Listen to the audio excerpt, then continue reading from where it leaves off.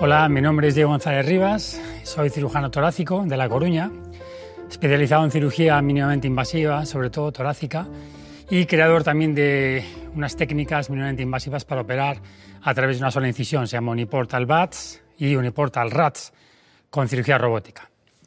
Pero os voy a contar una historia para que entendáis un poquito más cómo ha sido mi vida y cómo he enfocado mi vida a la medicina en los últimos años.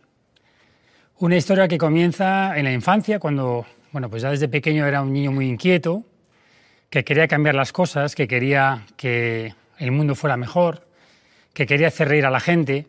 Eso me lo decía mi madre siempre desde pequeño, ¿no? Y de hecho grababa cintas con chistes y contaba pues anécdotas y me reía.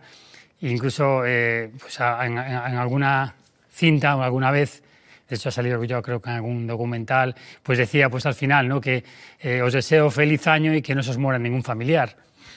Porque una de las cosas que me preocupaba era la muerte, era ver cómo la gente sufría, ¿no? Y de hecho mi madre, que era enfermera, pues la acompañaba siempre al hospital y me parecía fascinante el hecho de que una persona entrara en el hospital mal y saliera bien. Eso me parecía magia, ¿no?, la magia de la medicina. Así es que desde muy pequeño pues tuve mucha inquietud por aprender el oficio de la medicina y empecé a tener interés en estudiar medicina, basado un poco en lo que yo veía en mi madre, que era para mí como, pues eso, un superhéroe, ¿no? La veía como una superheroína y como una persona que podía hacer magia. Yo quería ser como ella. Y entonces, pues, empecé la carrera de medicina en Santiago, Santiago de Compostela, me quedaba cerquita de casa, y uno de los motivos era porque yo podía hacer surf en Coruña y en Santiago incluso. Mi pasión desde pequeño era hacer surf, era el mar, era la libertad de la naturaleza, así es que Santiago me quedaba muy cerca y dije, pues qué mejor que estudiar la carrera cerca de casa. Tenía muy claro cuando acabé la carrera que quería ser cirujano. No sabía muy bien qué especialidad, pero sí que me gustaba la cirugía torácica, la cirugía cardíaca, incluso la plástica, algo que tuviera creatividad, ¿no? Decidí hacer cirugía torácica en La Coruña, en el Hospital Universitario de La Coruña, y durante la residencia, pues hice una residencia normal, como cualquier cirujano. Sí que es cierto que yo notaba que tenía cierta habilidad para la cirugía, pero bueno, no creo que fuera nada extraordinario, algo pues de una persona que tiene inquietud por mejorar en la cirugía. Y bueno, acabé la especialidad, y cuando acabé la especialidad empecé a trabajar ya de adjunto, de autónomo, y ahí fue cuando encontré mi verdadera pasión, ¿no? La técnica que hacíamos los cirujanos torácicos era muy agresiva, lo que es la toracotomía, que es cirugía abierta, muy, muy dolorosa. Y sabía que eso había que mejorarlo. Y entonces empecé a investigar y vi que en Estados Unidos se hacía videocirugía, con varias incisiones, sin abrir el tórax, con incisiones muy pequeñitas. Y decidí ir a visitar al cirujano estrella, que era el doctor McKenna, en aquellos tiempos, y estuve en Los Ángeles con él aprendiendo la videocirugía, con 4 incisiones, pequeñitas, incisiones de 2 centímetros. Así es que volví a España, lo empezamos a poner en práctica. Prácticamente en Europa se hacía muy poco y aquí en España prácticamente nada, solo en Sevilla se hacía algo de videocirugía. Y empezamos a hacer cirugía mayor por 3 y 4 incisiones. Pero yo me di cuenta que esto podía mejorar, así es que mi inquietud, ese niño inquieto que era yo, salía ahí, afloraba, digamos, de nuevo para aprender algo menos invasivo y me fui de nuevo a Estados Unidos en el año 2008, a Nueva York, a aprender de otros. Y cuando estaba allí, conocí a una persona que era una cirujana que procedía de otro sitio, de Duke, Carolina del Norte, y me dijo que allí solo hacían 2 incisiones, lo cual para mí esto fue un shock. ¿Cómo es posible? Así es que intenté contactar, dije, esto tengo que verlo. No necesitaba ningún estudio que me dijera que 2 cortes eran menos que 3 y que era mejor para el paciente. Sabía que eso era menos invasivo. Así es que me fui a Estados Unidos, a Duke, a Carolina del Norte, a conocer a este cirujano, que era el doctor D'Amico, y aprendí la técnica con 2 incisiones. La puse en práctica en España y empezamos a hacer, por primera vez en Europa, 2 incisiones desde La Coruña, y vi que se podía hacer todo, es decir, vi que no hacía falta hacer ni 3 ni 4, que con 2 era menos invasivo. Y cuando estaba haciendo esta técnica, con el tiempo, me di cuenta de forma intuitiva que cuando yo metía la cámara por la incisión principal y los instrumentos a la vez, tenía como una visión más directa. Era algo como más anatómico, más ergonómico. Y sin darme cuenta, desarrollamos y creamos la técnica Uniportal BATS. Y en junio del 2010 hicimos el primer caso del mundo, la primera cirugía mayor por un tumor, con una sola incisión. Esto, como os podéis imaginar, claro, fue una revolución, ¿no? Pero también vino llena de críticas y de muchas personas que no entendían que eso tuviera sentido y que una persona muy joven hubiera hecho algo que, bueno, tampoco había mucha diferencia, ¿no? Decían de 2 a 3 a 1, pero sí que es cierto que estábamos creando algo que cambiaría el rumbo de la cirugía a nivel mundial y crearía una forma de pensar, pues, de la menor invasión. El cirujano siempre busca operar de la forma menos invasiva. Así es que al principio hubo muchos obstáculos en mi propio hospital, pues os podéis imaginar, mi propio jefe, gente que no entendía que eso podía tener repercusión. Y bueno, pues poco a poco nosotros seguimos adelante. Evidentemente esto fue un trabajo en equipo, porque yo me reuní de unas personas que creyeron en mí y entre todos sacamos la técnica adelante. Mi idea fue, desde el principio, compartir el conocimiento, no quedármelo yo. Lo que quería era demostrar al mundo que esta técnica funcionaba y quizá a lo mejor esas restricciones y esos obstáculos que yo tuve desde el principio generaron en mí esas ganas de enseñarlo al mundo, ¿no? Creo que eso fue un motor para mí. Creo que, como siempre digo, ¿no? Un marinero no se hace en aguas calmas, ¿no? Es decir, un marinero experto se hace cuando se enfrenta a las tempestades. Y yo lo que enfrenté fue una tempestad. Pero no me rendí, sabía que eso iba a funcionar. Así es que me dediqué en cuerpo y alma a desarrollar la técnica, a perfeccionarla, a estudiarla mucho, a operar mucho y a empezar a viajar por el mundo siguiendo las invitaciones que tenía para aprender la técnica. Y poco a poco la fuimos implantando en el mundo. Y hubo un momento clave, creo, que fue cuando yo fui invitado a un congreso en Hong Kong en el año 2012 para hablar de esta técnica, y vinieron cirujanos de toda Asia, se llamaba el Single Port Asian Meeting, y uno de ellos, que era el jefe del Shanghai Pulmonary Hospital, quedó impresionado con la técnica, me invitaron a su hospital y cuando yo fui a Shanghái unos meses después me di cuenta que era el hospital más grande del mundo y que estaban interesados en mi técnica. Y yo nunca había oído hablar de este hospital. Y ahí fue cuando yo siempre digo que fue el momento adecuado, con la gente adecuada y el lugar adecuado. Es decir, cuando confluyen esos factores surge la magia, y de hecho surgió la magia. ¿Por qué? Porque desde ese hospital yo vi que era el lugar para poder expandir la técnica, para poder crear un equipo con mucho volumen, poder hacer un desarrollo como el que he hecho hasta ahora en el hospital más grande del mundo. Y creamos el Uniportal BATS Program, es decir, el programa de entrenamiento Uniportal en el hospital más grande del mundo. Y durante los últimos años, durante los últimos 10 años, desde 2012 hasta ahora, hemos ido implementando y mejorando esta técnica en ese hospital porque cirujanos de todo el mundo pueden asistir a muchísimas intervenciones y aprender con nosotros en un centro de altísimo volumen. Y esto ha sido clave, es decir, compartir el conocimiento fue clave en todo este viaje, ¿no? Entonces, lo que he ido haciendo a lo largo de mi vida es siempre aprender de los mejores, siempre rodearme de gente que destaque en algo y empaparme de ellos y evolucionar la cirugía a lo más moderno, que es la cirugía robótica, combinada en estos momentos con la inteligencia artificial. Y creo que ese es el camino que escogí siguiendo las inquietudes de un niño que quería cambiar el mundo. Y poco a poco lo hacemos, al menos en nuestra especialidad. Lo que sí siempre cuento y lo que sí siempre recomiendo a toda la gente joven es que en la vida uno tiene que encontrar esa motivación para que le llene una pasión que le permita seguir adelante en cada momento y no desistir, ¿no? Imaginaros cuál fue mi camino al principio, cuando una persona joven, desde una esquinita de España, desarrolla algo que cambia las normas, que cambia lo establecido, ¿no? Fue una carrera de obstáculos y fue una lucha y fue duro. Y fue duro porque, como os imagináis, ahora cuando ya vemos los resultados, todo es muy bonito. Pero en el camino hubo que pelear mucho y hubo que trabajar muy duramente, porque yo siempre digo que las cosas, el éxito no es cuestión de un talento, es cuestión de un talento, pero sobre todo de una dedicación y de un esfuerzo. El éxito se consigue a base de trabajo, de dedicación, de pasar muchas horas enfocado en tu objetivo. Y eso fue lo que yo hice, porque encontré esa pasión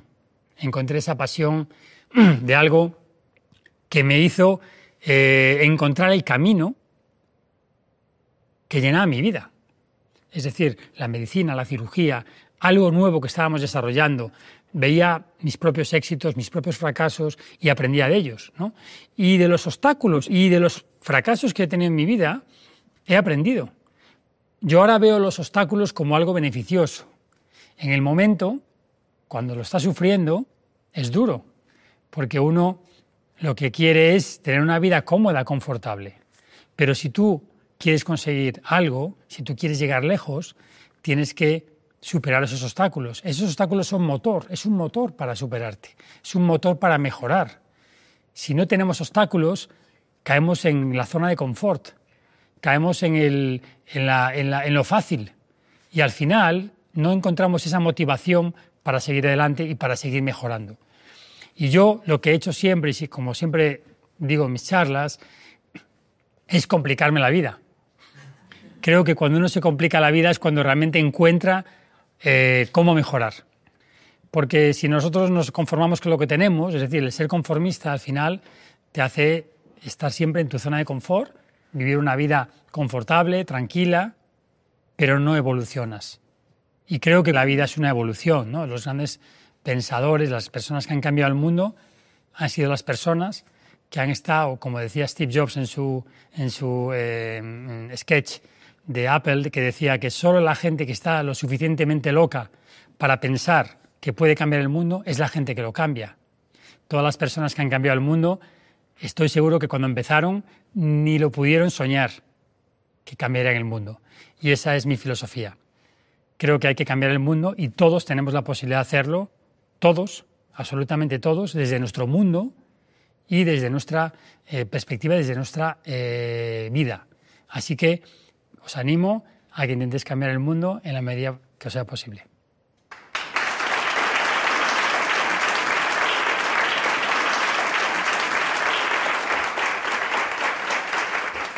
Hola Diego, soy Juan. A mí me llama mucho la atención que hayáis diseñado un robot que es capaz de curar como los antiguos inventores de objetos. Me gustaría preguntarte por la invención que te ha supuesto para ti y la creatividad que habéis necesitado para poder diseñarlo.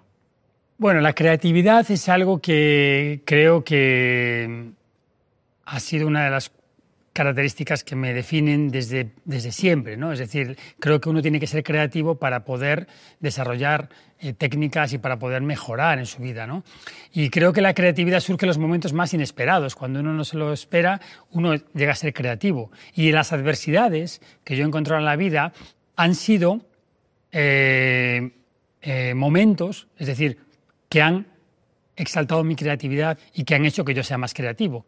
En la pandemia, cuando yo vi que el mundo se desmoronaba, como todos vosotros, porque fijaros, daros cuenta de mi situación. Yo viajaba por el mundo, estaba muy poquito en España y de repente llega la pandemia, ¿no? Cuando mi vida estaba basada en ir a operar a muchísimos países y de repente se para todo. Entonces, la pandemia para mí fue un motor, ¿no? Fue un motor, porque yo durante la pandemia, que me quedé confinado como todos vosotros en España, yo venía de África, de operar en África y tenía que irme a Shanghái, donde tenía el centro de alto volumen, y de repente pues llegué a España y fue el confinamiento. Y entonces yo empecé a ver todo tan negro porque veía cómo esto iba para largo, ¿no? Pero lo que hice en la pandemia fue dedicarme a investigar un robot que teníamos en el hospital y que nunca me había llamado la atención porque era un robot de 4 brazos y mi técnica se basaba en una sola incisión, es decir, la técnica que se usaba con ese robot necesitaba 4 incisiones y por eso yo nunca, en el Hospital de La Coruña, en el Hospital San Rafael, que era donde teníamos el robot en aquel momento, nunca me interesaba ese robot. Pero en la pandemia, ¿qué ocurrió? Que tuve tiempo para pensar, tiempo para investigar. Ese tiempo que me faltó durante los últimos años, porque estaba dedicado plenamente a operar, dedicado a una vida de viajes, de investigación, de muchísimos factores que no me permitía estar 3 semanas relajado, pensando y pensando en otras cosas, pues tuve 3 semanas para pensar tanto que dije, voy a leerme las instrucciones del robot, voy a experimentar con ese robot, porque tuve una intuición, creía que se podía hacer algo. Y en septiembre del 2021, después de mucho pensar, de hacer muchos esquemas geométricos, vi que se podía hacer la técnica robótica a través de una sola incisión. Y adapté 3 brazos del robot a través de una sola incisión. Y creamos una técnica robótica a través de un solo brazo. Y a partir de ahí empezó una nueva era, que es lo que estamos haciendo ahora, es lo que estamos enseñando por el mundo, una nueva técnica que es la robótica a través de una sola incisión, que la hemos perfeccionado en los últimos 2 años con el desarrollo de un nuevo robot que estamos desarrollando en Shanghái y que aún no ha llegado a Europa, pero que ya hemos hecho cirugías. Es decir, un robot ya con un solo brazo que despliega dentro del tórax 3 y 4 brazos y una cámara. Las adversidades que yo he ido encontrando a lo largo de la vida me han hecho más creativo, me han hecho pensar de otra manera, me han hecho sobrevivir. Al final es supervivencia. Cuando estás solo ante una situación en la cual no tienes a nadie, sino que estás tú, y la cirugía torácica es una cirugía con riesgo, es decir, una cirugía que estamos manipulando el tórax, el corazón, los pulmones, estructuras que no puedes fallar, pues cuando tú te enfrentas a casos tan complejos y no tienes nadie que te ayude, tienes que ser creativo, tienes que desarrollar maniobras que te permitan solventar eso que te falta. Y eso, para mí, fue una cosa muy importante porque me hizo ser mejor cirujano. Es cierto que lo pasé mal durante muchas veces, lo pasé muy mal, os podéis imaginar, operando solo por el mundo, la cantidad de casos a los que me he enfrentado en países de África, Asia, Oriente Medio. Imaginaos que yo he operado en 138 países. Imaginaros la cantidad de casos a los que me he enfrentado solo. Y ahora, en estos momentos, es cierto que ya tengo una experiencia y tengo un bagaje y ya opero de una forma pues con experiencia y más tranquilo. Pero cuando yo empezaba, me tenía que enfrentar a casos en los que sufrí mucho. Pero ese sufrimiento me hizo más fuerte y me hizo ser más creativo. Y la creatividad siempre tiene ojos de futuro. Yo siempre digo, la creatividad es algo que miramos al futuro. Entonces, creo que la creatividad es fundamental y es una de las partes más bonitas de la medicina y yo creo que una de las partes más bonitas de la cirugía, el poder crear cosas nuevas para mejorar la calidad de vida de las personas. Entenderéis que cuando tú salvas a una persona, cuando tú le das vida a una persona, la sensación que puedes llegar a tener por haber pasado 8 horas en quirófano, es decir, vale la pena porque ese sufrimiento que tú puedes tener o esa fatiga que puedes tener al acabar una intervención de estas características, cuando ves a la persona irse para su casa sin el tumor y le das vida, pues eso te da a ti pues alas para seguir y te da pasión y te da motivos y estímulos. Y entonces la creatividad es fundamental para poder mejorar esas técnicas y que los pacientes que antes no eran operables, hace años, porque no había suficiente tecnología o porque no había suficientes instrumentos en esos momentos para poder mejorar esas cirugías, que hoy en día se puedan hacer, ¿no? Y eso, al final, es gracias a todos los cirujanos que innovan, todas las empresas que colaboran, que también son creativas, que también facilitan, ¿no? Detrás de un robot, nosotros podemos crear un robot, podemos dar la idea, pero detrás de un robot o detrás de una técnica nueva siempre hay un equipo detrás, hay un equipo de ingenieros, un equipo de personal que se dedica a cada día revisar que todo esté perfecto. Así que, bueno, pues la creatividad es parte de mi vida y fundamental, ¿no? Hola Diego, soy Evelyn. Dicen los pesimistas que el mundo no se puede cambiar porque simplemente es como es. Pero creo que tú nos demuestras lo contrario. ¿Nos podrías contar un poco cómo empezó tu proyecto que está cambiando el mundo y transformando vidas? Yo creo que el mundo se puede cambiar todos los días y cada persona puede cambiar su mundo. Yo creo que tenemos que empezar por cambiar nuestro mundo y luego a partir de ahí cambiar el mundo de los demás. Porque a veces pequeños gestos, pequeños actos pueden influir tanto en la vida de las personas que ahí es donde tenemos que ver que esos pequeños actos que nosotros hacemos puedan ayudar a otras personas, ¿no? Y yo animo a todo el mundo a que intente cambiar su mundo, ¿no? Mi mundo fue cambiando en los últimos años en dos aspectos, yo diría. Yo destacaría dos partes. La primera, dedicarme plenamente a la cirugía mínimamente invasiva, a viajar por el mundo, a crear escuela. Creo que eso es una de las cosas que yo destacaría, más que el haber desarrollado una técnica que puede ser más pionera o no, el haber creado escuela, el haber compartido el conocimiento, ¿no? Yo creo que el conocimiento es muy bonito cuando se tiene y daros cuenta que el concepto clásico de la cirugía era completamente diferente antes. Antes los cirujanos, hace muchos años, había un concepto de ser exclusivo, ¿no? No gustaba mostrar las cartas, ¿no? No gustaba dar la opción de que otros fueran mejores que tú. Y ese es un concepto muy clásico de hace muchísimos años. En los últimos años ese concepto ha cambiado y ahora, por lo menos por mi parte, lo que yo quiero es que mi técnica no muera conmigo, sino que sea universal. Y por eso yo creo que compartiendo el conocimiento con otros, ayudo a otros colegas a ser mejores cirujanos y esos colegas ayudan a otros pacientes a tener mejor postoperatorio, con lo cual al final, indirectamente, aunque yo no opere a esos pacientes, están siendo beneficiados con mi técnica. Y por lo tanto esa gratificación ya me vale para cambiar el mundo, para estar tranquilo de que estoy haciendo algo por el mundo, ¿no?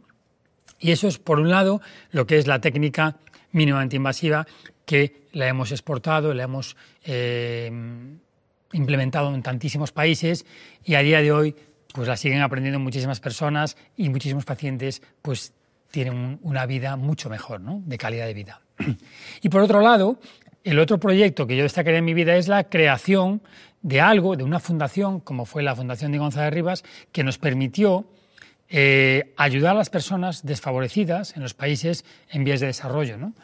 Y esto nace también por una inquietud de verme en situaciones. Durante muchos años yo he ido a operar a África y he operado en tantísimos países de África, pero claro, en unas circunstancias muy adversas. Porque el operar de forma mínimamente invasiva con tecnología en países que no tienen recursos es tremendamente complejo, como os podéis imaginar.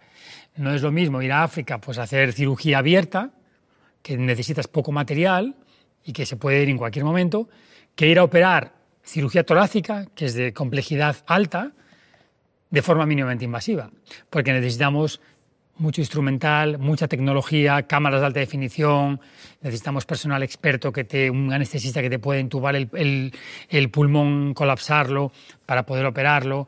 Es decir, muchos recursos que no tenía. Pero desde hace muchos años tuve un poco la idea de conseguir esto, pues con mucho esfuerzo y con mucha dedicación, yendo a África a operar, consiguiendo donaciones, pidiendo favores, que una empresa me dé el material, las grapadoras que son tremendamente costosas para ir a operar a Uganda, financiándome yo el viaje, con lo cual era tremendamente difícil conseguir todos estos recursos para mí. Y a pesar de eso yo iba y durante meses conseguía todo y operaba. Pero claro, me enfrentaba a miles de cosas. Pues en Burundi llegábamos allí y no teníamos un sistema de drenaje. Y entonces yo de repente tenía que construir un sistema de drenaje pues con un bote de gel hidroalcohólico. Y yo pues uniendo una goma con otra, pues venga, vamos a solucionarlo. O tenía que intubar yo al paciente, me llevaba yo un broncoscopio en mi maleta para poder colocar el tubo y que el paciente pudiera estar dormido. O por ejemplo en Togo, operando un pulmón destruido que de repente la cámara empezó a fallar y yo en medio de la operación con la cámara completamente a rayas. Un caso muy complejo, imaginaros, claro, ahí teníamos la idea de ¿qué hacemos? Seguimos, claro, una cirugía de mucho riesgo, quitar un pulmón entero en un paciente que tiene una tuberculosis y que está todo pegado y que no veo con nitidez, pues ahí te entra la duda de si tenemos que abrir al paciente, que era una cirugía agresiva, que era lo que no queríamos hacer, o seguir por vídeo. Afortunadamente en Togo seguimos por vídeo y lo conseguimos hacer. Pero, por ejemplo, en Sierra Leona me ocurrió que llevamos unas cámaras nosotros que habíamos comprado con la fundación, unas cámaras portátiles que luego les donamos porque era la primera vez que se iban a hacer cirugías mínimamente invasivas en Sierra Leona. Nunca se había hecho nada, ni siquiera una vesícula, nada sencillo. Y nosotros nos pusimos a operar pulmón allí, imaginaros.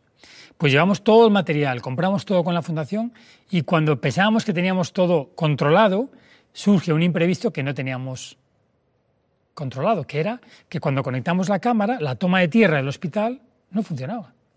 Imaginaros, llevamos la cámara, donamos todo el material, decimos ahora vamos a operar con las condiciones ideales y de repente la toma de tierra no funciona. Y en el medio de la cirugía, después de luchar, tenemos que abrir al paciente, con todo mi pesar, porque no pudimos acabar la cirugía de forma mínimamente invasiva. Entonces, todos estos problemas, o bueno, otro ejemplo que os puedo poner es operando en Mali, operando en Burkina Faso, operando en Gaza, en medio de la pandemia, en medio del conflicto, y que se nos va la luz.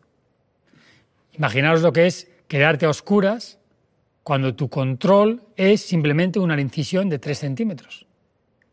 Claro, esto es tremendamente peligroso. Y se nos va la luz durante 5 minutos. Y esto ocurre muy a menudo en África. Entonces, para poder evitar todo esto, surge una idea. ¿Y por qué no creamos una fundación? ¿Por qué no creamos una fundación? Y en ese punto decidimos crear, bueno, gracias a una persona que se llama Carla Salgado, que es la directora de la fundación, y que ella me impulsa y me da toda la motivación para poder llevar eso a cabo. Así que creamos una fundación para poder tener todos los recursos, conseguir fondos y que yo pueda ir a los países en vías de desarrollo a operar con garantías. Y la idea principal de la fundación es, ¿y por qué no creamos una unidad móvil? ¿Por qué no creamos un hospital dotado con toda la tecnología y que lo podamos poner en África, en este caso, porque es la zona más desfavorecida del mundo, y podamos operar a los pacientes allí pues de una forma mínimamente invasiva, con mi anestesista, con mis enfermeras, con mi equipo, cámaras de alta definición, instrumentos, que no tengamos que depender de nada y que esos pacientes que hemos operado tengan las mismas condiciones que tendrían si fueran operados en un país pues, de primer mundo, en Europa, en América, en Asia. Y entonces surge la idea y creamos la primera unidad móvil del mundo para hacer cirugía mínimamente invasiva. Y ese sueño, que fue un sueño que tuve durante años, fue una realidad el año pasado, cuando por fin, después de muchísimo trabajo de toda la gente que trabaja en la fundación, conseguimos poner la unidad móvil en África, en Ghana, y hacemos las primeras cirugías mínimamente invasivas de la historia en la unidad móvil. Y salvamos la vida literalmente a 2 pacientes. De hecho, no hay mes que ambos pacientes no me escriban para darme las gracias, porque uno de ellos era un paciente que tenía un sangrado muy severo y se estaba muriendo. Y gracias a nuestra visita salvamos una vida. A veces los médicos decimos, los cirujanos, porque daros cuenta que para los pacientes somos dioses, ¿no? Los médicos muchas veces, ¿no? Yo también considero cuando un cirujano me opera es un dios para mí, ¿no? Es decir, me salva la vida. Pero realmente no salvamos vidas como tal, casi nunca, sino que ayudamos a mejorar la calidad de vida de los pacientes. Les ayudamos porque al final el paciente es un cúmulo de cosas, ¿no? Y si no lo operas tú, a lo mejor lo opera otro, con lo cual realmente no es que ese paciente se vaya a morir si no lo operas tú. Pero en África, si tú no vas a operarlos, esos pacientes se mueren. Si yo no llego a ir a operar a ese paciente, se hubiera muerto, porque nadie lo hubiese operado. Entonces ahí es cuando sientes que realmente salvas vidas, literalmente. Y ahí es cuando surge la gran gratificación que tiene uno de que has hecho algo que, bueno, pues has cambiado el mundo de esas personas en África. Y por eso surge la idea de la fundación.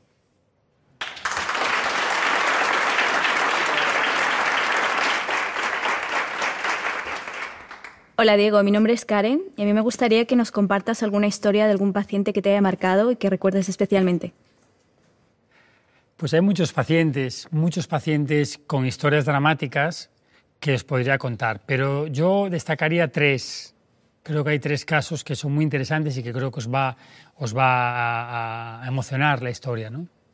Uno de ellos sucedió en Kinshasa, en el Congo, en una de mis visitas, haciendo un masterclass allí.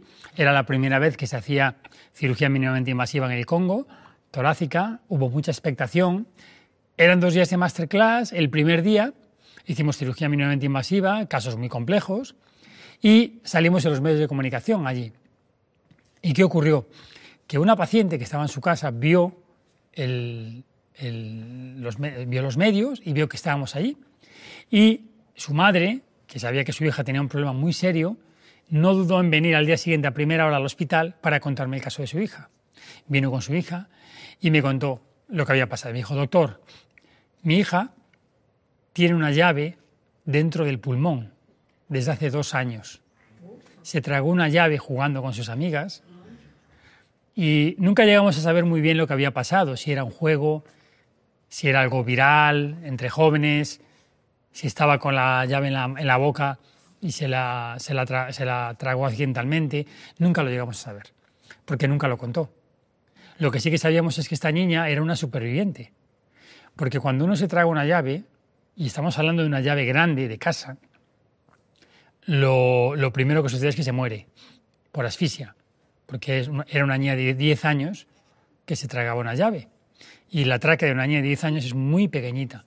Pero tuvo la suerte esta niña que la llave, es decir, aunque al principio sí que casi se muere, pero en estas maniobras de la gente que estaba alrededor, de moverla, de darle golpes en el pecho, lo que sea, la llave cayó, desobstruyó la tráquea y se metió en el bronquio principal derecho, en el pulmón derecho.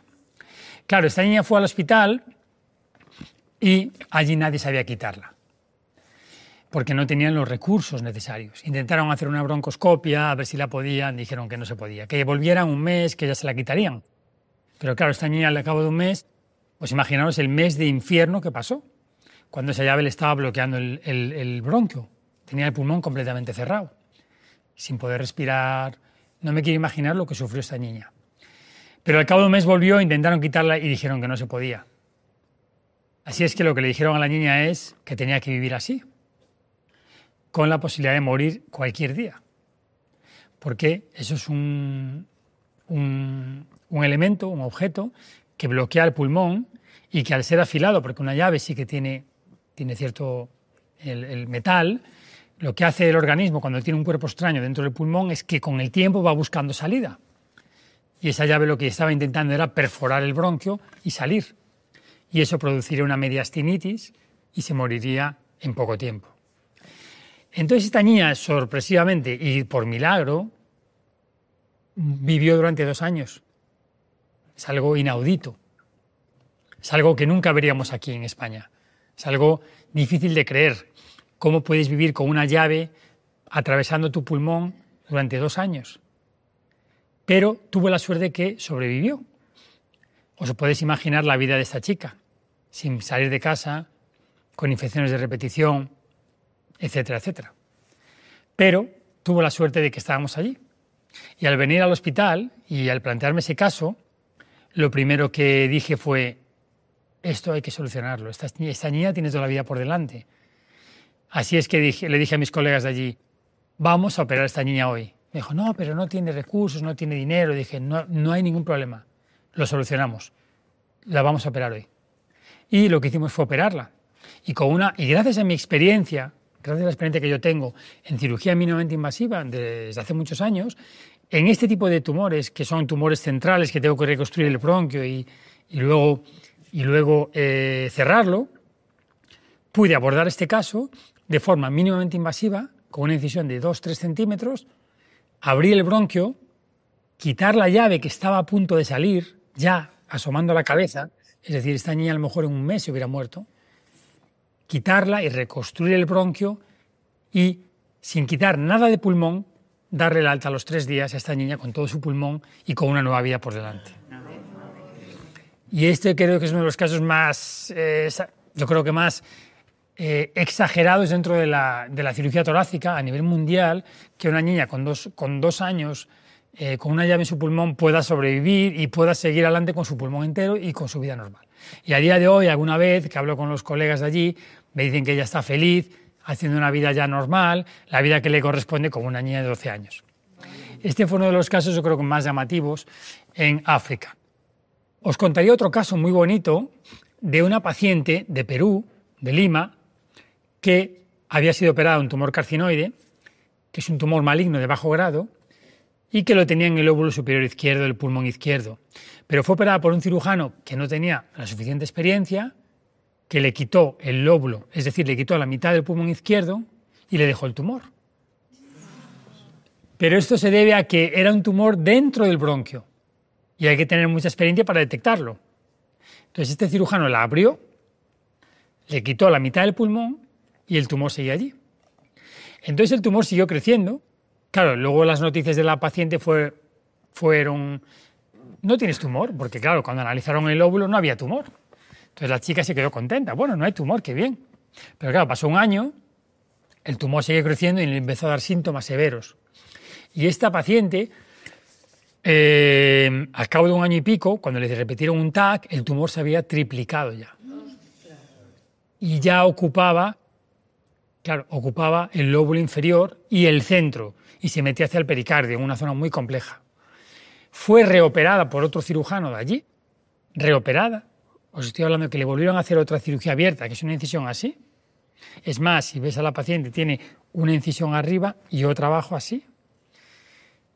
Una chica de 20 y pico años, la volvieron a operar y el cirujano no lo pudo quitar. Le dijo que no se podía quitar, que era imposible, porque estaba muy complejo y invadía no sé qué y tal.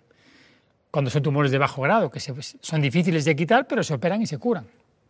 Así es que le dieron radioterapia y quimioterapia, un tratamiento que no está indicado para esos tumores, pero era como una opción a la desesperada. Y, claro está, el tumor siguió creciendo y la chica ya no podía más. Se estaba muriendo. En algún momento esa chica se hubiera muerto. Y casualidades de la vida, yo fui a operar a Grecia a una chica joven, una influencer, una chica muy guapa, pero que tenía un tumor en una mala localización, un tumor parecido al de ella. Y allí le habían propuesto quitar el pulmón entero.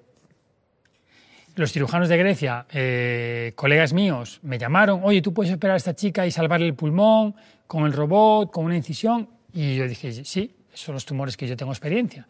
Así es que fui a Grecia, fui a Atenas, la operé, le hice una reconstrucción bronquial, no le quité nada de pulmón y le quitamos el tumor y la chica se fue para casa en 3 días, feliz, con su pulmón entero y sin su tumor. Y casualidades de la vida, la paciente de Perú era seguidora de esta chica por Instagram. Y entonces le preguntó, le dijo, ¿cómo has hecho? Yo tengo el mismo problema, necesito que alguien me salve. Le contó toda la historia. Y ella le dijo, contacta con Diego, porque ella vio una foto conmigo en Instagram, allí que había puesto la influencer. Y le dijo, contacta conmigo. Esta chica me contactó por Facebook. Y claro, nunca esperaba que yo la fuera a responder, pero yo respondo siempre a mis pacientes. Y así es que yo le dije, hombre, pues valoramos tu caso, no te preocupes, lo podemos operar, lo puedo operar en España si quieres, porque yo no voy a ir a Perú, no sé cuándo yo volveré a Perú, aunque voy a veces, pero... Y me dijo, ya, doctor, pero yo no tengo recursos para ir, no tengo dinero. Y entonces yo le dije, bueno, yo te puedo operar gratis, tienes que pagarte el hotel, tienes que pagarte el viaje, los gastos, intentaré que el hospital te cobre menos. Me dijo, ya, pero es que no tengo ni siquiera para eso. Y ahí es cuando, justo en ese momento, acabábamos de crear la fundación. Y ahí es cuando yo dije, esta va a ser la primera paciente de la fundación. El primer caso, era perfecto. Y bueno, pues fue muy emotivo, la verdad, porque la trajimos, le pagamos todo, la operamos por incisión de 3 centímetros y le quitamos el tumor. Vino embarazada, que eso fue una cosa que nos... Es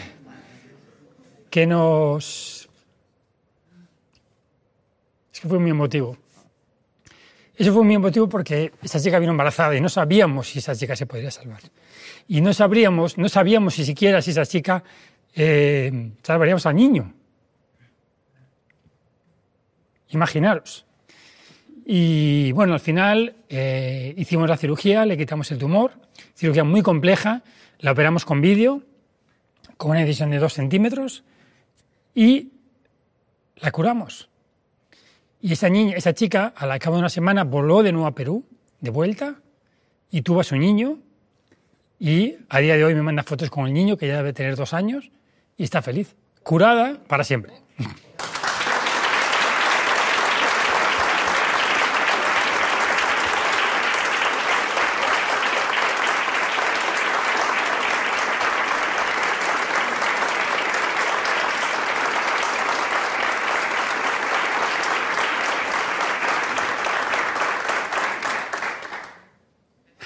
es que es un caso muy emotivo y que lo viví mucho, ¿no? Porque luego estuve en Perú con ella y ver que ha salvado 2 vidas, ¿no? Pues esta chica no tenía ningún tipo de solución, no tenía ningún tipo de recurso. Y lo conseguimos. Y gracias a la fundación, esta chica está viva. Y el tercer caso, que ya es una cosa diferente, pero que es un caso muy curioso, fue un caso de un paciente operando en China, en el norte de China. Estaba operando pues, uno de estos maratones que hago los fines de semana en el norte de China, un hospital que colaboro, muy cerca de Rusia, y operando pues, una cantidad de pacientes enormes. De repente me llaman que acaba de llegar un paciente que se acaba de intentar suicidar y se había clavado un punzón en el pecho. Y era un preso que no quería seguir viviendo, tenía una cadena perpetua y no quería seguir viviendo. Y entonces decidió quitarse del medio y se clavó un punzón en el medio del corazón. La suerte que tuvo fue que no le perforó el corazón, sino que le perforó la aorta y solo le perforó 1 centímetro. Y tuvo la suerte de que no se desangró en el momento. Así que llegó al hospital con el punzón clavado. Nunca lo olvidaré porque llegó esposado, imaginaros, ¿no? Y entonces ahí es cuando entras en el dilema de qué debes hacer. El paciente no quería vivir y tú le vas a salvar la vida. Es ese dilema, ¿no? ¿Qué haces? Pero nosotros como cirujanos, como médicos, tenemos que preservar la vida, siempre, ante cualquier circunstancia. No importa las convicciones de cada persona, es nuestro deber. Y yo no dudé en salvar a esa persona, ¿no? Porque nunca sabes si una persona puede estar deprimida, puede tener un mal momento, lo que sea, pero hay que salvar la vida siempre, hay que preservar la vida. Así es que llegó allí, me llaman otros cirujanos que no se atrevían a operarlo porque era muy complejo, cambio de quirófano, me voy al quirófano, lo abrimos, eso es una cirugía abierta evidentemente, le abrimos el esternón y le reparé, le quité el pulmón y le salvamos la vida a esa persona, ¿no? Y luego, pues al día siguiente, pues cuando fuimos a la UCI a hablar con él, pues claro, me dio las gracias. Y curioso, ¿no? Una persona que se quiere quitar del medio, pero que a lo mejor en ese momento, después, una vez que ve que está vivo, o cuando ves la muerte de cerca, te das cuenta de que quieres vivir, ¿no? Aunque sea pues, el resto de tu vida en una cárcel o en las circunstancias que sean, pero que la vida es maravillosa y que la vida yo creo que merece la pena vivir, ¿no? Y esta fue la historia, ¿no? Y pues es un caso curioso, muy extraño y que, bueno, creo que es interesante contarlo, ¿no?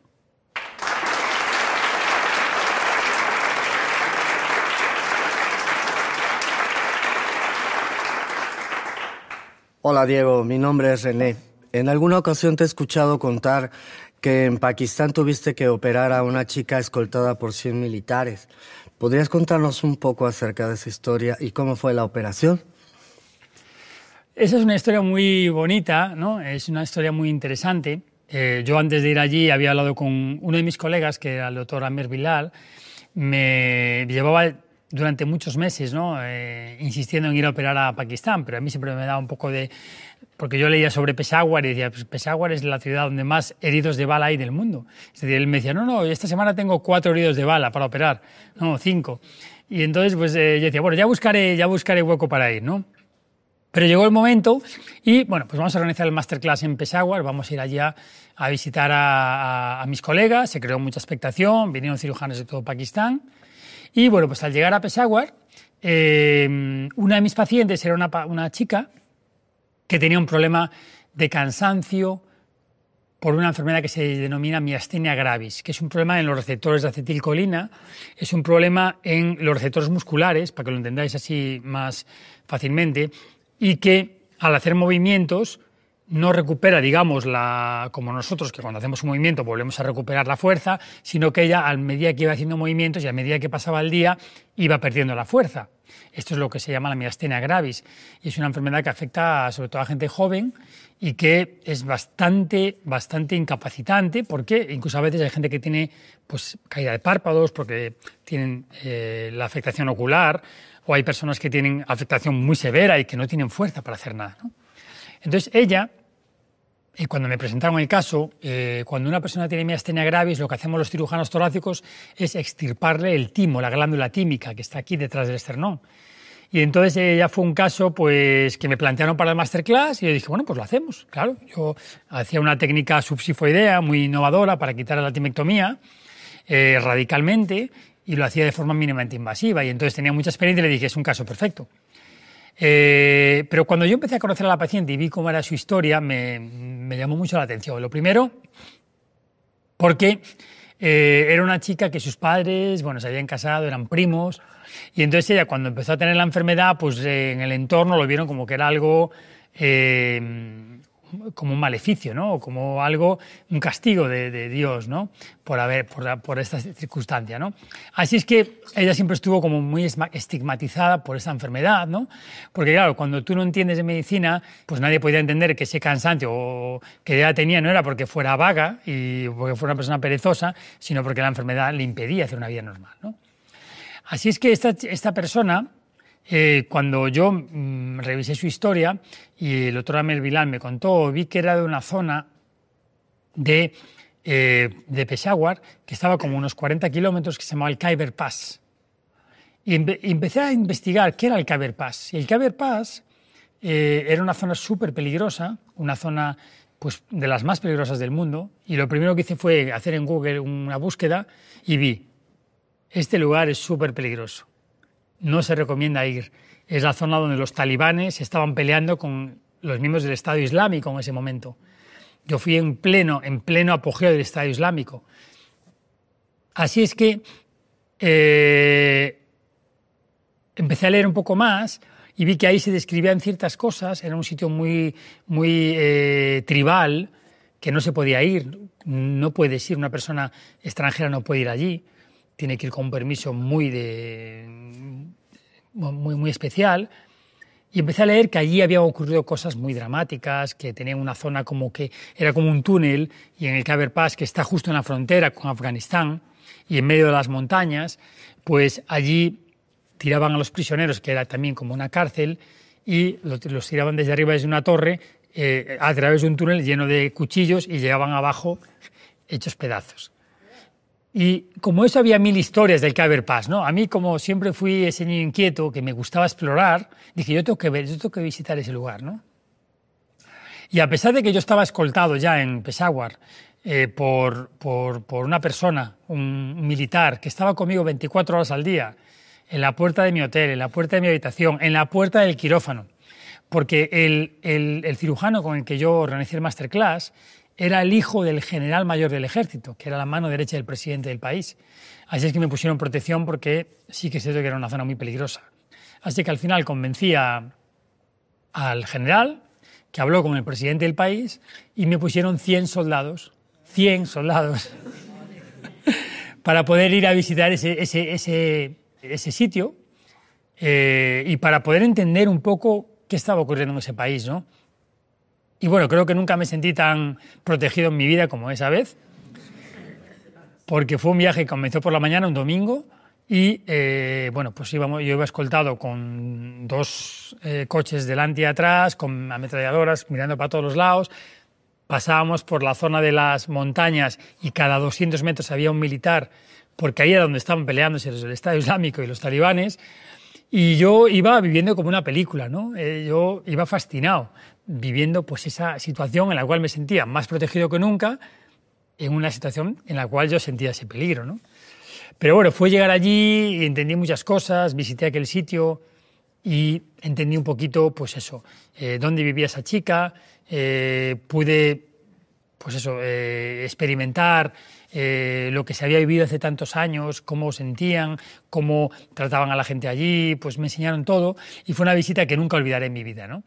Y al día siguiente volví, operé a esta chica y pues tuve una conversación con ella y con la familia explicándoles que había estado en el Khyber Pass gracias a ella y que había visitado esa zona, que había sido fascinante para mí, pues entender la cultura y al mismo tiempo pues experimentar esa situación, ¿no? En la cual pues vives de cerca cómo es un conflicto que estaba aconteciendo en el mundo, ¿no? En ese momento, y que era pues la lucha entre 2 bandas armadas en un país en el cual pues eso es muy inestable, pero que al mismo tiempo me estaba protegido, ¿no? O sea que fue una experiencia pues única y que nunca olvidaré. Hola Diego, ¿qué tal? Soy Pablo. Querría preguntarte acerca de tu experiencia en el país más feliz del mundo, el Reino de Bután. Si nos puedes contar acerca de esa experiencia, la idiosincrasia de la gente y de esa forma de vida tan particular que tienen. Gracias. Mi experiencia en Bután, la verdad que fue, yo diría que mágica, ¿no? Porque lo primero, porque es un país muy cerrado, un país en el cual no es fácil visitar. Y lo segundo, porque fui en el momento más difícil del país, que fue la pandemia. En medio de la pandemia, cuando el país estaba cerrado al turismo. No había nadie, éramos los únicos. Yo, éramos un cirujano de la India, un cirujano colega de Bucarest, que opera conmigo robótica, y yo. Éramos los tres, los únicos extranjeros en el país durante la pandemia. Imaginaros lo que era eso. El país estaba cerrado, y aparte con unas medidas súper estrictas, pero el ministro de Sanidad era cirujano y llevaba mucho tiempo queriéndome invitar, y justo en ese momento hubo un hueco en mi agenda y pude ir. Y entonces, pues, llegamos al aeropuerto solos. Creo que fue la primera vez en mi vida que llego a un aeropuerto y estoy solo. O sea, la primera vez. Yo decía, ¿dónde está la cola? No hay nadie aquí que entre. Y empecé un poquito a investigar sobre la cultura del país, y eso es el país de la felicidad. Yo le preguntaba a la gente, ¿pero realmente aquí sois tan felices? Y me decían, bueno, es que realmente nuestra preocupación es disfrutar cada día con lo que tenemos, no nos preocupamos de tener más, nos conformamos con vivir una vida sana, nos conformamos con lo que tenemos, no esperamos de la vida cosas materiales, sino que esperamos momentos y vivencias, que es lo que realmente nos da la felicidad. Y es cuando entendí que con esa filosofía se podía ser el país más feliz del mundo, ¿no? No, lo que siempre decimos de no es más feliz quien más tiene, ¿no?, sino quien menos necesita. Y yo siempre digo que en la vida uno tiene que coleccionar momentos y no cosas. Y eso es una de las cosas que he aprendido a lo largo de mi vida. Desde que viajo por el mundo le doy mucho menos valor a las cosas materiales. Porque realmente yo estoy viviendo experiencias cada día y al final el tiempo pasa y lo que nos llevamos para otro mundo son las vivencias y las emociones y las experiencias. Mi casa, mi coche, mi reloj, realmente no me lo voy a llevar. Por lo tanto, creo que hay que disfrutar más los momentos. Y esa fue la filosofía que yo encontré en Bután. Eran felices, vivían una vida pues, de tranquilidad, rezando, conectándose con los dioses, sin grandes lujos. Y luego, en el hospital, pues me llamó también la atención las historias de algunos pacientes, ¿no? Cómo ellos mismos lavan su ropa, la cuelgan, siempre con una armonía cromática, ¿no? Es decir, que toda la ropa tiene que tener ciertos colores, que tiene que tener cierta armonía, porque eso da paz, da tranquilidad. Y luego la filosofía de los doctores, ¿no?, de los médicos que trabajan en el hospital, de intentar ayudar a los demás, y si no tienen nada, pues darles lo que puedes, ¿no? Porque había muchos pacientes que no tenían la forma de pagarse las operaciones, ¿no? Y allí intentaban, pues eso, conseguir que esos pacientes operasen de la forma que fuese, ¿no?, sin buscar en el beneficio económico que pudiese tener un médico, pues, en algunos hospitales, ¿no? Y entonces, pues, otra de las cosas que recuerdo fue que allí operé uno de los casos que he afrontado en mi vida, en los cuales, por algún momento, durante la cirugía, pensé que no sería capaz de terminar. Y era una paciente de unos 40, 50 años, no recuerdo exactamente, que había sido ya operado en quiste hidatídico. El quiste hidatídico es una enfermedad muy poco frecuente en nuestro medio, porque ocurre sobre todo en personas que viven en el campo, y es más endémico de Perú, de Oriente Medio, y personas que están con animales y que reciben una infección por un parásito que les va por dentro, pues, comiendo el pulmón, el hígado. Bueno, es una enfermedad que no es maligna, pero que es tremendamente grave, ¿no? Esta chica había sido operada ya en Calcuta por un cirujano indio hace años, con una cirugía agresivísima, y volvió a reproducirse. Y claro, lo que me estaban planteando era hacer una cirugía que yo hago muy poco, porque claro, yo quistes hidatídicos, un cirujano en Europa o un cirujano en el resto del mundo opera 1 o 2 en su vida. Yo había operado alguno, pero de primera intervención en algún país, pero claro, estábamos hablando de que me estaban ofreciendo un paciente para reoperar después de una cirugía previa, con un quiste diatético que se había reproducido y era muy complejo. Así es que yo afronté el caso, como siempre hago, confiando en mi experiencia, y cuando me metí en él, de forma mínimamente masiva, vi que era tremendamente complejo. Y a pesar de la experiencia, porque esto fue en la pandemia, que llevaba años de experiencia por el mundo, sufrí. Sufrí, y yo creo que nadie en la sala se pudo imaginar que la pudiésemos terminar la cirugía. De hecho, durante muchos momentos se dijo, vamos a abrir, vamos a abrir. Y yo lo llegué a pensar en algún momento, vamos a abrir, pero no quería volver a hacerle pasar por el sufrimiento a esa persona, de una cirugía abierta, agresiva. Pero sí que es cierto que aquel día yo tuve la sensación de que no podría terminar la cirugía, como yo quería. Pero nunca me rendí, ese es un poco uno de los motores de mi vida, ¿no? Never give up, nunca te rindas, siempre inténtalo hasta el final, ¿no? Y teniendo la situación controlada, decidí darle un poco más de chance, un poco más de oportunidad, hasta que al final, después de varias horas, conseguimos terminar la cirugía de forma mínimamente invasiva. Y esa paciente pues, se recuperó y fue bien. Ese es uno de los casos que recuerdo porque es de los pocos casos en mi vida últimamente que en algún momento durante el quirófano pensé no lo voy a conseguir, ¿no? Pero como siempre, al final es un aprendizaje, porque hay un momento que te bloqueas, que crees que no vas a seguir adelante, que crees que vas a fracasar y por algún momento, por algún motivo, pues consigues superar ese obstáculo que es el obstáculo que te hace pasar a la siguiente fase, que ya todo va, ¿no? Todo va abordado, ¿no? Y entonces, bueno, pues ese caso lo recuerdo en Bután y creo que es un país muy bonito. Luego tuvimos la oportunidad de visitar al día siguiente el monasterio que se llama el Tiger Nest, del Nido del Tigre, que es un monasterio que está a 3.000 y pico metros, y bueno, pues fue una ascensión por una montaña solos, hasta llegar a un sitio donde estaban unos monjes budistas, ¿no? Y al estar allí, pues cuando ves cómo viven esas personas, ¿no? En un monasterio a 3.000 metros, aislados del resto del mundo, rezando todo el día, pues eso me llamó mucho la atención, ¿no? Y interactuando con uno de ellos, me dijo, doctor, usted también es budista, ¿no? Y dije, no, yo no soy budista. Yo no soy budista. Sí, usted es budista porque usted comparte los conceptos del budismo, que son la reducción del sufrimiento y la expansión de la sabiduría. Así que usted tiene algo de budista en el fondo. Y ahí fue cuando me hizo reflexionar, ¿no? Y dije, bueno, pues algo de budista debo tener.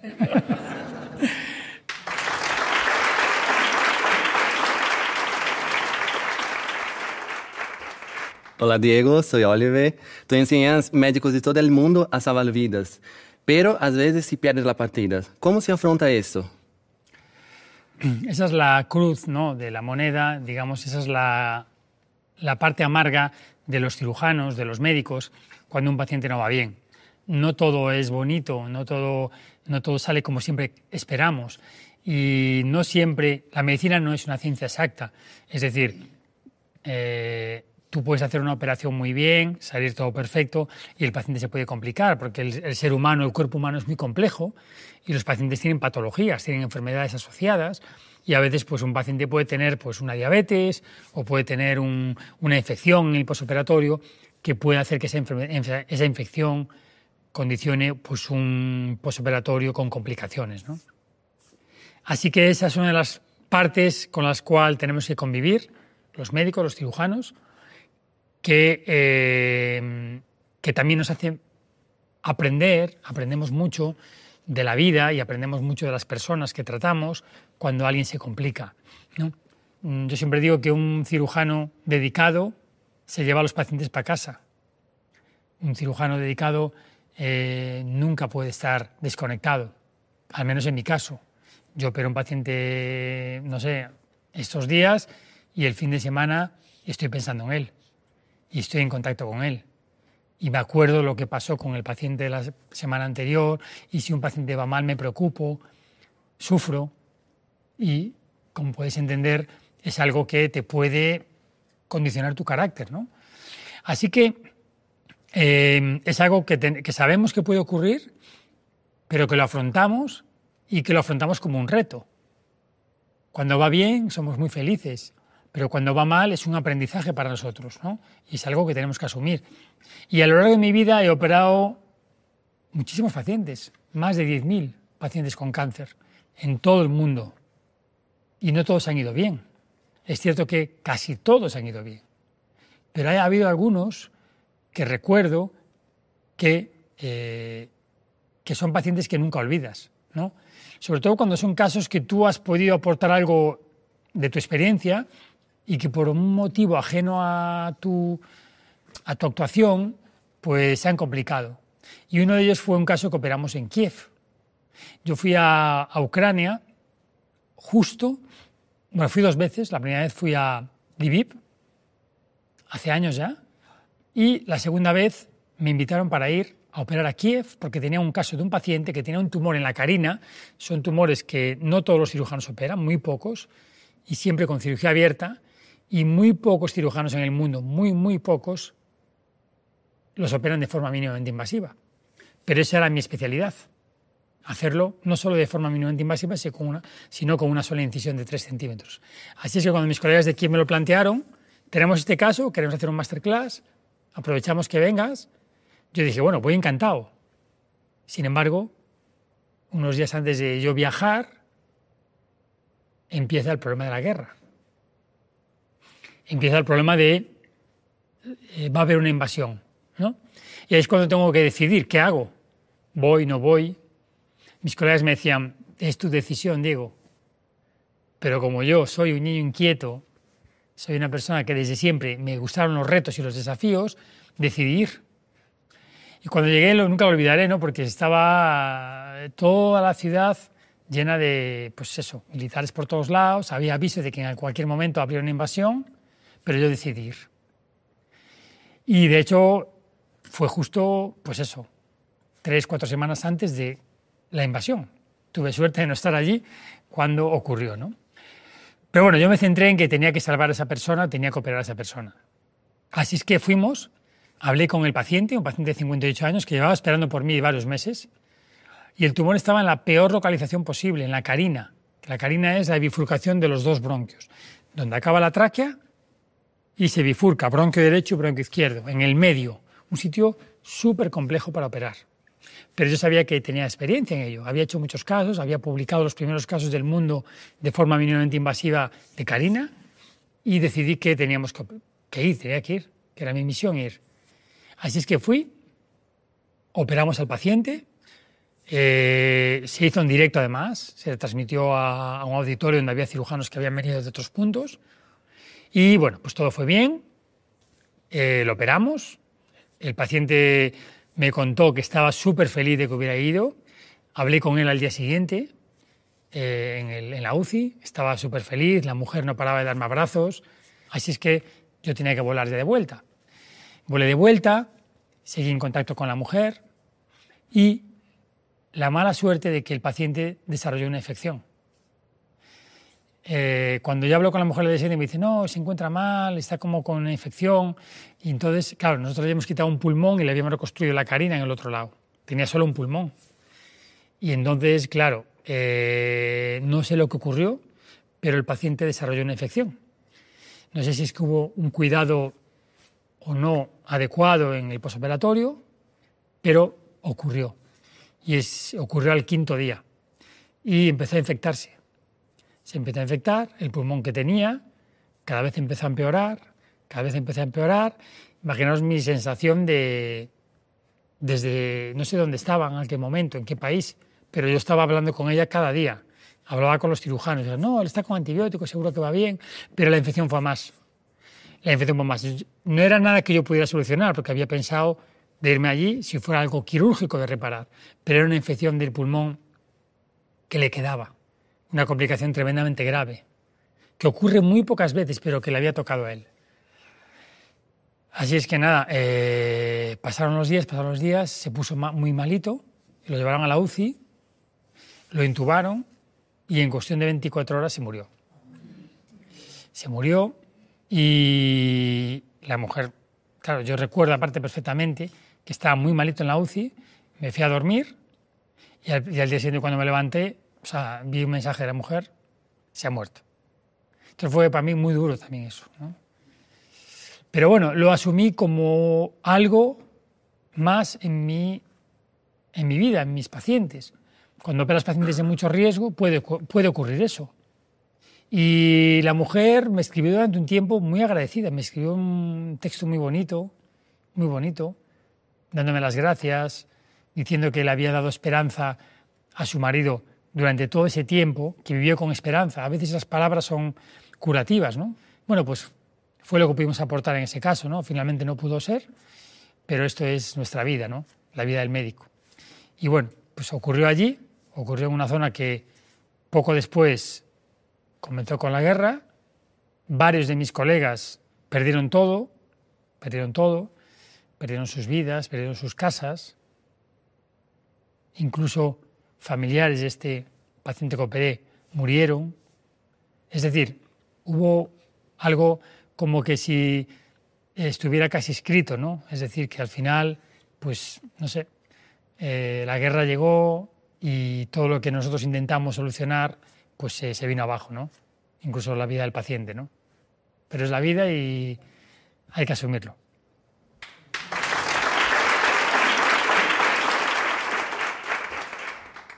Diego, gusto en saludarte. Mi nombre es Javier. Desde hace algún tiempo vengo siguiéndote en toda tu experiencia. Sé, como nos has reflejado aquí, que has tenido situaciones muy complejas, muy difíciles, y me gustaría que nos dijeras a qué conclusiones has sacado y a modo de balance, cuál es tu experiencia vital en lo profesional y en lo personal. Gracias.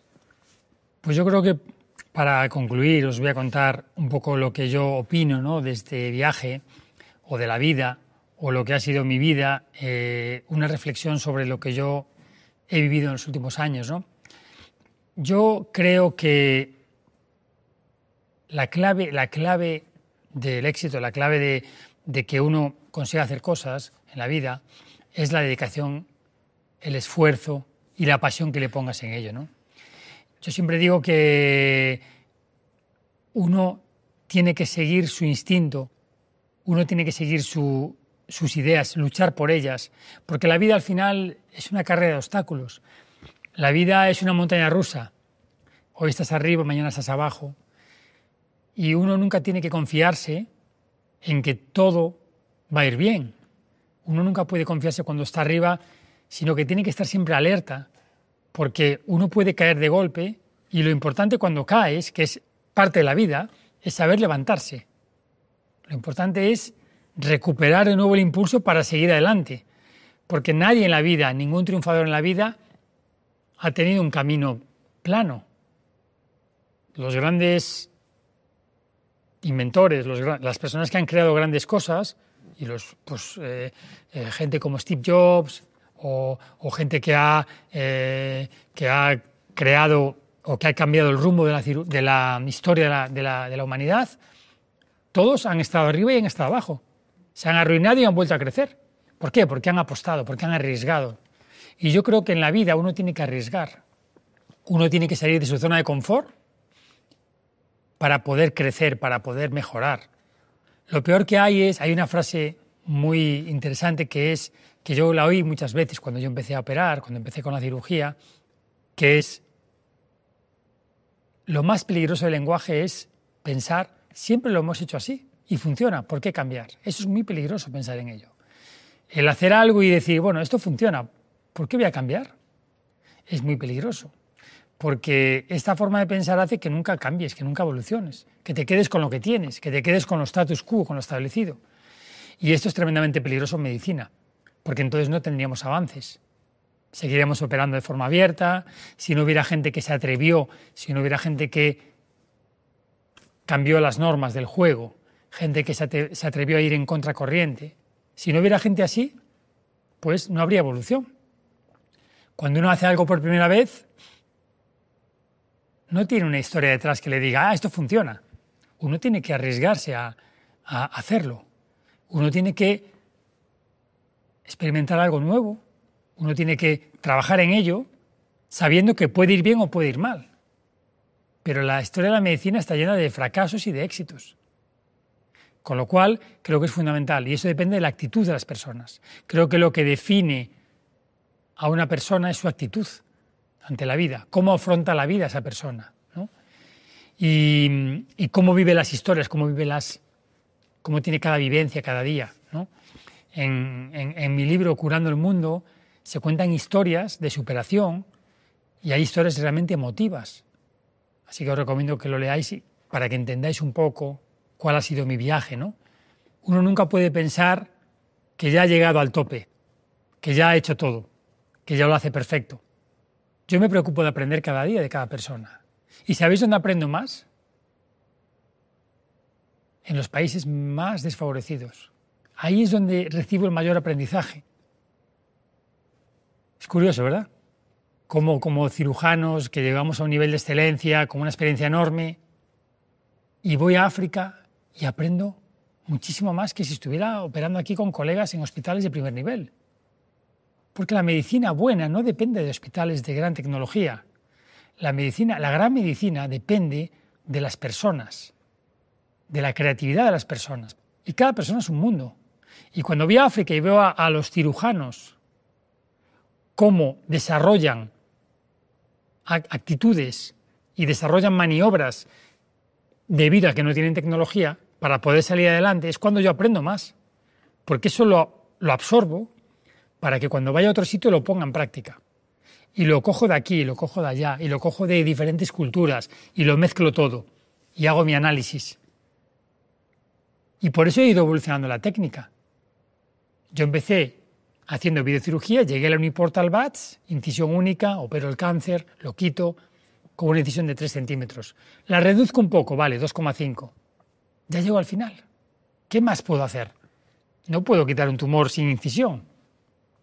Sin embargo, he llegado al tope, he llegado a la excelencia, opero ya con una rapidez porque opero muchos casos, pero digo, quiero complicarme la vida.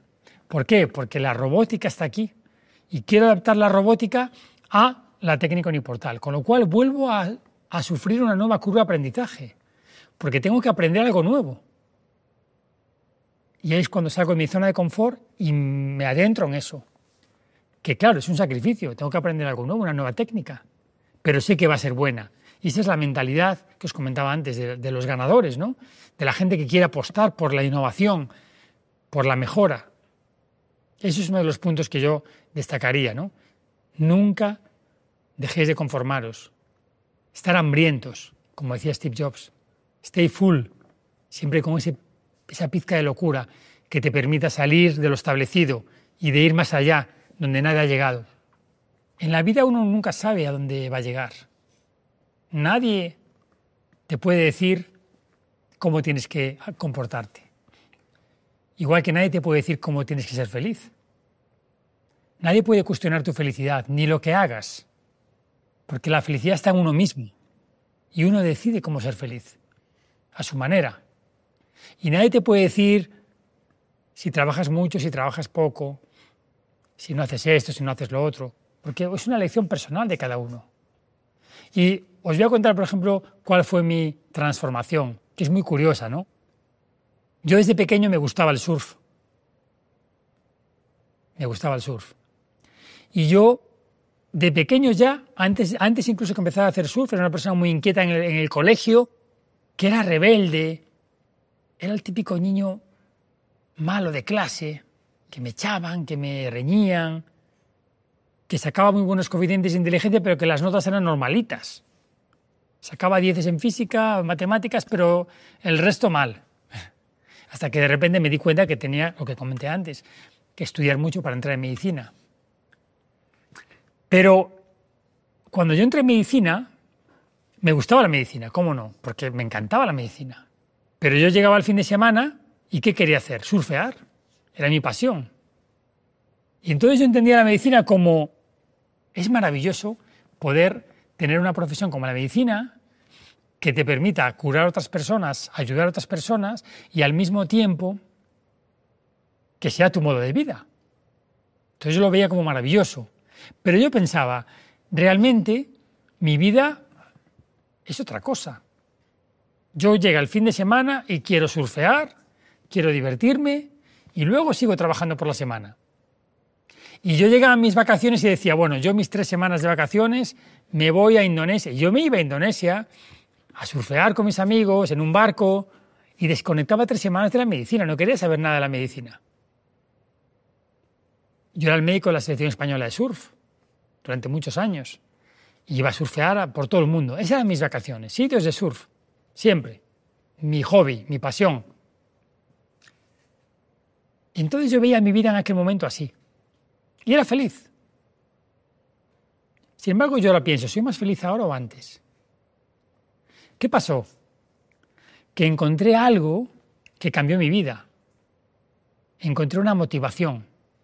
Porque yo iba a operar, yo hacía mi vida, era feliz, pero realmente no tenía esa pasión que tengo ahora. Porque no había encontrado esa motivación, ese camino, esa luz. Y eso lo encontré cuando fui a Estados Unidos, cuando descubrí la videocirugía y cuando yo evolucioné y creé algo yo por mí mismo, que fue la técnica que yo inventé. Bueno, mi equipo, entre todos, yo siempre hablo en equipo, pero que fue un poco una técnica que yo fui cocinando en mi cabeza. Y cuando inventamos la técnica, el Uniportal Bats, fue para mí tal cantidad de motivación y de adrenalina, tal inyección, que me hizo mantener la pasión continuamente. Y eso ya empezó a cambiar mi vida, porque hizo que me empezase a dedicar a ello. Vi algo que era maravilloso, que me llenaba mi vida. Y entonces empecé a dedicarme más y más y más. Y después fue la conexión con Shanghái, montar el centro más grande del mundo, empezar a crecer, empezar a expandir la técnica en China, que la técnica se convirtiera en la más popular en toda China, que yo cada vez fuera creciendo más. O sea, me fue envolviendo sin yo darme cuenta. Y mi tiempo empezó a dedicarse a eso. Y empecé a dedicar mis horas y mis fines de semana y mi tiempo libre a la cirugía. Algo impensable si yo veo a mi yo de 20 años. Es más, siempre lo cuento, si mi yo de 20 años, si Diego González Rivas de 20 años ve quién soy hoy en día, diría, este es un matao. Pero menuda vida, pero es que solo se dedica a eso. No, yo no quiero esa vida. Yo quiero surfear, pero este hombre solo trabaja, porque no entendería lo que hay dentro de aquí. Y eso es lo que quiero transmitiros, que llegué a encontrar algo que me enganchó de tal manera que nunca me lo pude imaginar y que hizo que mi vida se dedicara a ello de una forma 100%, es decir, de una forma total. Y yo ahora trabajo todos los días de mi vida, pero es que mi trabajo no es un trabajo, no lo veo como un trabajo, lo considero como un hobby, como una pasión. Entonces, cuando la gente dice, bueno, es que la gente me ve en redes y dice, es que Diego es una locura, solo trabaja, solo está operando. Y opero el fin de semana, sábado y domingo, 20 pacientes y me voy y vuelo y mucha gente dice, bueno, es que Diego no disfruta la vida. Y yo pienso, ¿qué es disfrutar la vida? ¿Hacer lo que te gusta? ¿Cuál es el concepto de la felicidad? Cuando alguien me dice, bueno, el fin de semana estuviste todo el día operando, claro, pero es que yo este fin de semana he operado a varios pacientes y ha sido tal subidón de adrenalina el poder hacer esas cirugías, simplemente algún mensaje de esos pacientes que me mandaron, que eran casos que nadie se atrevió a operar y que ya están en su casa de alta, ese subidón de adrenalina me da tal cantidad de felicidad que ya me compensa. Por eso digo que nadie condicione vuestra felicidad, que nadie os diga cómo tenéis que ser felices. La felicidad va en uno mismo. Y yo cuando pienso, ¿qué prefiero hacer un sábado?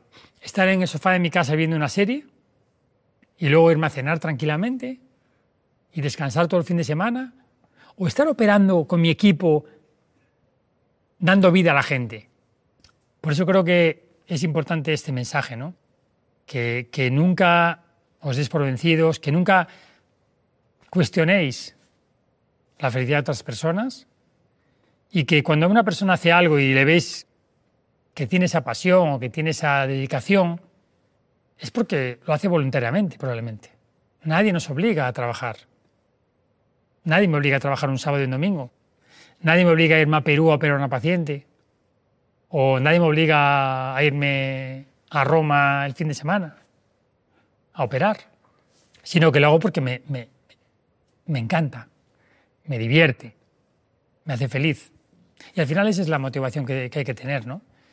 Y sobre todo que uno tiene también que tener la conciencia tranquila con lo que hace. cuando estás haciendo algo que está mejorando la calidad de vida de las personas, ya merece la pena. Y tu tiempo libre al final, pues lo puedes dedicar de esa manera y disfrutar tú con esa acción. Pues yo creo que este es un mensaje que creo que todo el mundo tiene que pensar, analizarlo, y el hecho también de no rendirse nunca, siempre luchar hasta el final.